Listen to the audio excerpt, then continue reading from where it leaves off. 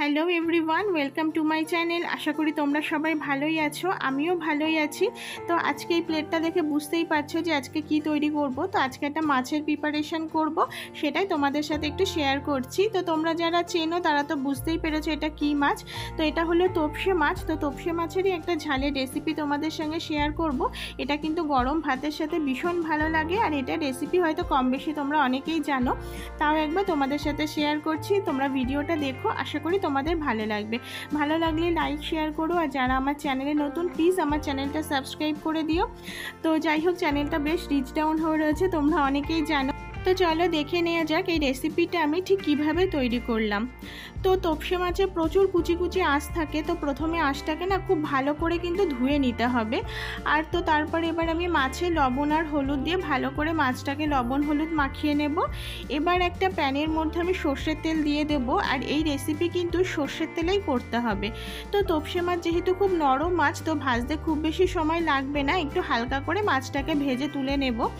তো এবার আমি সর্ষের একটা পেস্ট তৈরি করব। তো এখানে আমি সাদা সর্ষে আর কাঁচা লঙ্কা নিয়েছি। তোমরা চাইলে কালো সর্ষে দিয়েও করতে পারো, তবে আমি বেশিরভাগ সাদা সর্ষে দিয়েই করি। এবার এই পেস্টটার মধ্যে আমি একটু জল গুলে নিয়ে পেস্টটাকে ছেঁকে নেব। এর কারণ হলো, ছেঁকে নিলে কি হবে, সর্ষের যে খোসাগুলো সেটা যতই পেস্ট হোক না কেন সেগুলো তো থেকে যায়। তো খাওয়ার সময় সেগুলো মুখে পড়লে না তেতো লাগে, কিন্তু তোমরা যদি একটু এভাবে ছেঁকে নাও তাহলে কিন্তু খাওয়ার সময় এগুলো আর মুখে পড়বে না। তো দেখো আমি একটু পাতলা করে নিয়েছি সর্ষের জলটাকে। তো এবার আমি ওই মাছ ভাজা তেলের মধ্যেই 5 ফোড়ন আর কাঁচা লঙ্কা ফোড়নে দিয়ে দেব। তো মোটামুটি ফোড়নটা হয়ে এলে এর মধ্যে আমি ওই সর্ষের পেস্টটা দিয়ে দেব। তো সর্ষের পেস্টে আমি একটু জল দিয়েছিলাম, তার কারণ হলো আমি এই সর্ষের পেস্টের সাথে দিয়ে দেব পোস্ত বাটা। তো সর্ষে সাধারণত কষানো লাগে না, কিন্তু পোস্ত যদি তেলে দিয়ে একটু ভালো করে নাড়াচাড়া না করা হয় না, তাহলে কিন্তু পোস্তর একটা কাঁচা গন্ধ লাগে। তো তার জন্যই আমি সর্ষের মধ্যে একটু জল দিয়ে নিয়েছি, যাতে সর্ষেটা কষানোর জন্য তেতো না হয়ে যায়। তো দেখো এবার মশলাটাকে আমি একটু ভালো করে কষিয়ে নেব। তো মশলাটা বেশ ভালো মতো কষানো হয়ে এসেছে। এবার আমি এর মধ্যে দিয়ে দিলাম পরিমাণ মতো লবণ আর একটু হলুদ গুঁড়ো। তো এবার আরও কিছুক্ষণের জন্য আমি মশলাটাকে একটু হতে দেব। তো দেখো মশলাটা বেশ ভালো মতো হয়ে এসেছে, আর মশলা থেকে তেলও ছাড়তে শুরু করেছে। এবার আমি এর মধ্যে দিয়ে দেব পরিমাণ মতো জল। যেহেতু তোপসে মাছ খুব নরম মাছ, তাই বেশি জল লাগবে না।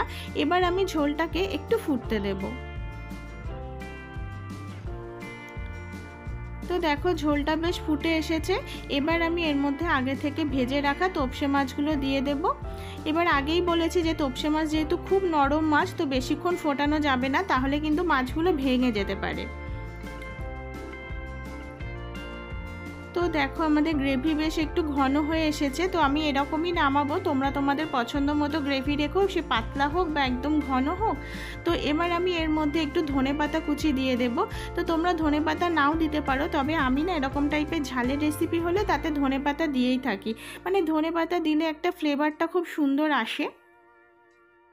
এবার আমি এটাকে আরও অল্প কিছুক্ষণের জন্য একটু ফুটতে দেব, যাতে ধনেপাতার ফ্লেভারটা মানে ঝোলের সঙ্গে মিশে যায়।